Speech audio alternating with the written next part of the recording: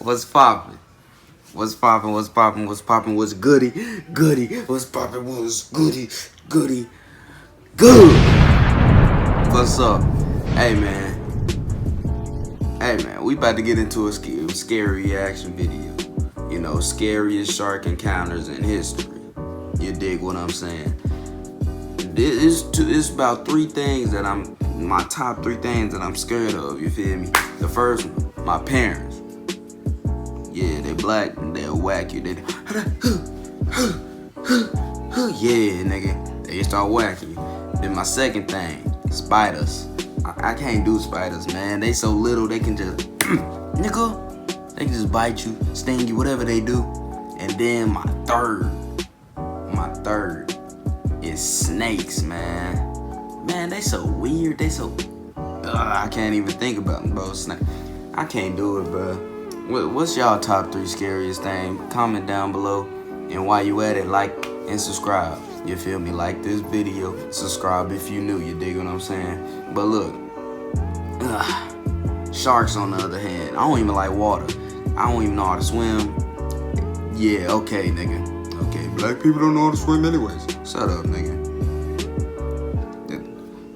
My homies can swim, nigga. I'm the only one out of my group that can't swim. I'm gonna learn by June. Call me Flight.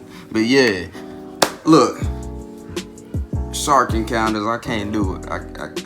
We gonna see some dumb people in the ocean. I went in the ocean one time and was on the sand. You feel me? The waves was hitting my toes. But that's as far as I'll go. I ain't going to no ocean. We about to get into this video, dig? You dig? Glow.tm, GLO.tm reaction videos. You dig what I'm saying? Let's get right into it. Hey, let's get into it. 3, 2, 1. See look, I can't look at this nigga, man. We are more than likely to be struck by lightning than attacked by a shark. Yet the oceanic hunters continue to intimidate us year after year. A shark attack is so rare that when one does occur, it immediately hits mainstream media, multiplying the fear that already makes us hesitant to set foot in murky waters. For these select few people, that nightmare became a reality. Some were able to fight off the beasts and their hundreds of razor-sharp teeth and live to tell the tale, while others weren't so lucky. Cue the Jaws music. The brave escape of pro surfer Bethany Hamilton shows that no matter how advanced a swimmer you are or how much experience you have in the water, there's no stopping a shark if its eyes light up red. When catching waves off the coast of the Hawaiian island of Kauai on Halloween morning 2003, she found herself face to face with a 14-foot-long tiger shark. At more than double the length of a horizontally swimming Bethany, it was never a fair fight. The tiger shark had taken Bethany's left arm. In Bethany's own eye-opening words, quote, "It was about a 2 to 3 second period, and when it was attacking me, all I saw was like a gray blur," end quote. However, Bethany did not let the accident slow her down. In truly inspiring fashion, she was back surfing just a month after the attack. Within a year, she had won her first national title pro, even making a celebrity appearance on The Amazing Race with her husband. Next up, we are heading down to the stunning Wharton Beach in Western Australia, right about here. For 15-year-old Zach Golebiowski, on the morning of December 2nd, 2006, it turned dark very quickly. The waters that Zach, his brother Sam, and another friend were surfing on were extremely shallow. In fact, Zach couldn't even duck dive under the waves. They were barely head height, which made the upcoming shark attack all the more alarming and unexpected. The juvenile great white shark, just shy of 10 feet long, severed Zach's right leg above the knee in one swift bite, with the force of the bite pulling him underwater. As soon as he resurfaced, he yelled for help. And bro, come on, man. We hear a lot about cursed films around horror productions. Crazy thing. Buddy Curry? Water. As soon as he resurfaced, he yelled for help, and fortunately the other two boys weren't far. So my nigga was Following by the damaging himself? bite, the great white circled a couple more times, thankfully deciding to flee instead of targeting any more swimmers. Well over a decade since the attack, Zach wears a prosthetic leg. These can cost anywhere between $5,000 to $50,000 and need to be replaced every few years. In early April of 2020, Stacey Oros and her husband paddled out on their surfboards on the waters of Cocoa Beach, Florida. After catching a glimpse of a dolphin, spirits were high. However, the mood came quickly crashing down. Stacy suddenly felt a sharp pain around her that. foot I know and y'all ankle, seen that. instinctively kicking away what she described as a 6-foot-long bull shark. Stacy rushed back to shore, realizing the real extent of the damage once she'd hit the sand. The shark had deeply punctured her lower leg. Hasty thinking by her husband, who used his shirt to apply pressure to the wound, helped stem the bleeding while a passerby called 911. Within 10 minutes, the ambulance had arrived and she was rushed to the ER. The bite hit a nerve, which meant that Stacy had to go through significant, costly physical therapy to regain her strength and mobility. That's crazy. Even though films like Jaws have labeled great whites the king of the ocean, as we just saw with Stacy, other shark species can be problematic too. Another bull shark made New Yorker Krishna Thompson one of its victims in the Bahamas in 2001. What's worse, he and his wife were vacationing in the Caribbean paradise to celebrate their 10th wedding anniversary. Krishna had ventured out for a solo early morning surf, only to immediately regret it. Out of nowhere, the shark dragged him underwater, taking most of his leg with it. Struggling to breathe, rapidly losing blood, and with nobody in his direct vicinity, Thompson faced a life-threatening battle with the clock to make his way to shore. Strangers who'd spotted him lent a helping hand and called 911. While Krishna survived, doctors had no choice but to amputate his leg. Had he been in an American hospital at the time, a leg amputation would have cost between $30,000 and $60,000 in its initial costs alone, plus another $60,000 in costs for follow-up care over the next 3 years. That's according to the Journal of American Podiatric Medical Association. $60,000. Anyone who's ever been to San Get closer. These other ads, man. What still works? Still works. Still works?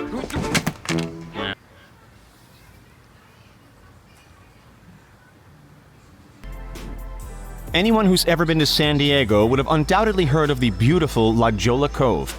These days, it's a snorkeler's paradise and a tourist draw card. Back in June of 1959, it became the scene of a real-life horror film. Hold on. The beautiful Did you La see Jolla that mug Cove. leap? These days, it's a snorkeler's paradise and a tourist draw card. Back in June of 1959, it became the scene of a real-life horror film. Robert Pamperin and friend Gerald Lehrer were diving for sea snails without a worry in the world. Suddenly, Robert let out a piercing scream. Gerald turned around to see Robert propelled high above the waterline, with the entire lower half of his body supported in the mouth of a shark. Unable to distract the shark and make it release Robert from its grasp, Gerald swam to shore in search of help. By the time the rescue team arrived on the scene, there was no trace of Robert. Some say the shark ate Robert whole, but we'll never know for sure. Even though the type of shark was never identified, Gerald maintains that it was so big that at first he thought it was a killer whale. Back to modern times. In August of 2019, a fisherman named Rob Gorda got far more than he bargained for when he went out searching for his daily catch. In the waters off Anna Maria Island on Florida's Gulf Coast. He had just reeled in a tarpon when, well, see for yourself.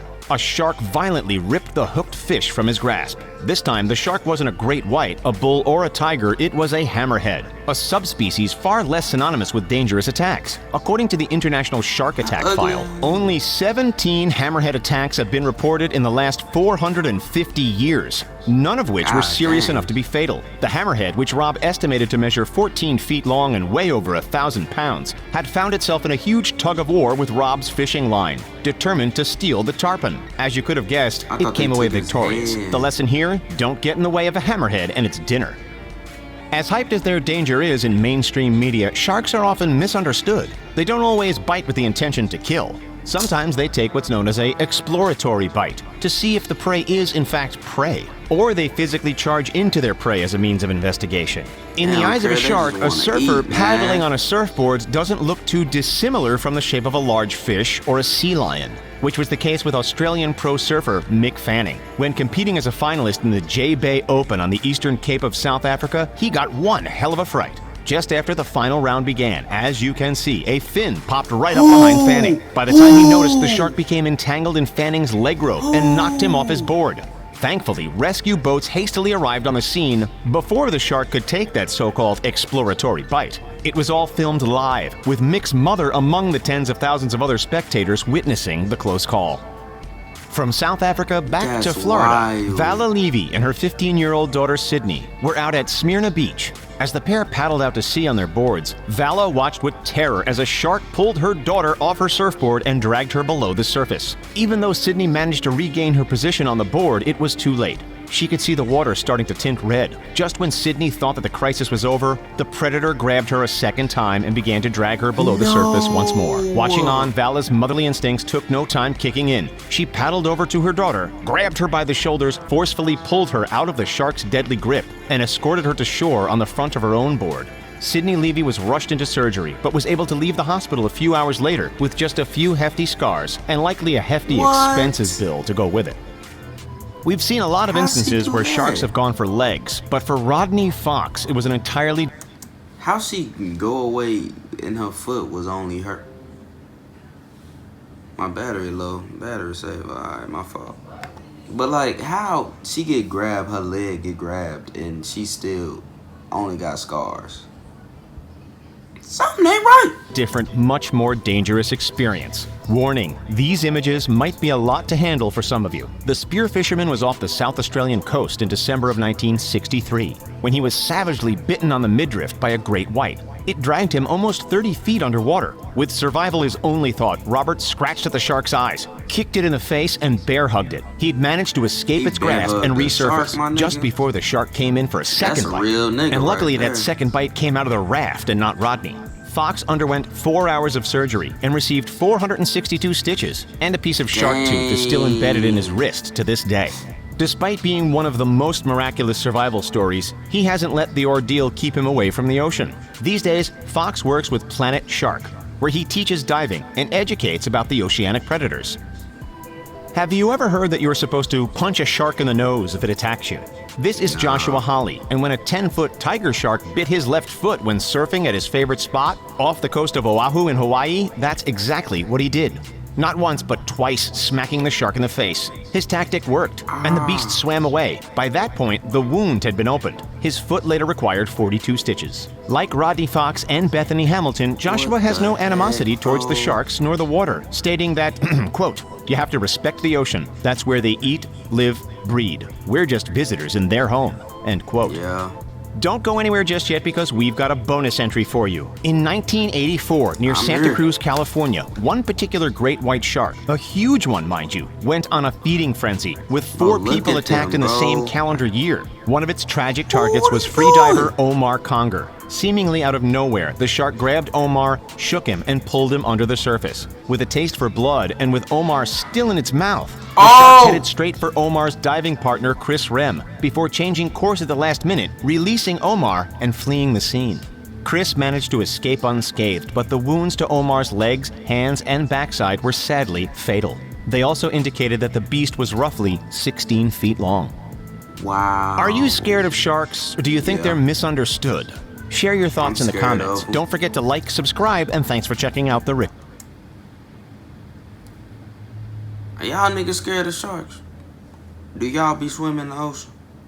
I live in the middle of the thing. I ain't got no oceans, you feel me? So I don't even go in the ocean. I've been in the ocean like 1 or twice when I went to Florida. But yeah, man, I don't know how y'all niggas just swim so freely. I can't do it. Cause these niggas and all the other niggas in there that we don't know of. Yeah. But like, what the freak, bro? Man. Hope y'all like, subscribe. Hope y'all like this video. Hope y'all enjoy. We gone. And yeah, we about to get into these reaction videos. Let's get it. Tough shit you talking, you know that you weak. Hey, we really been on the streets, like 24/7 that day of the week. Just wait till they let all my dogs out the leash. Hey, so much ice, I might ski. Yeah.